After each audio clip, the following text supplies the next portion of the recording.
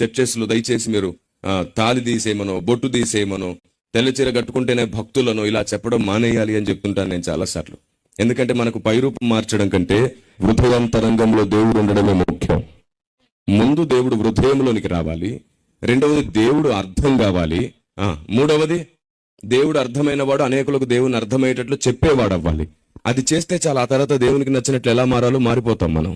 నా 19 సంవత్సరాల సేవా జీవిత అనుభవంలో నేను ఎవరిని తాలి తీయమనలేదు, ఎవరికి వైట్ అండ్ వైట్ వేసుకుంటేనే భక్తులని చెప్పలేదు, ఎవరిని బొట్టు తీయమనలేదు, ఎవరికి ఎలాంటి ఆచారాలు సాంప్రదాయాలు మార్చుకోమని చెప్పలేదు.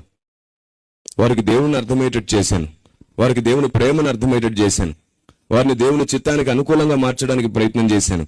ఎప్పుడైతే వారు దేవుణ్ణి ప్రాణంగా ప్రేమించారో, ఎప్పుడైతే దేవుణ్ణి ఎక్కువగా అర్థం చేసుకున్నారో, ఎప్పుడైతే దేవునితో ఎక్కువ సమయం గడిపారో, దేవునికి నచ్చినట్లే తమ ఆలోచనలు, అభిప్రాయాలు, ఇష్టాలు కూడా మార్చుకుంటూ వచ్చారు. Praise the lord.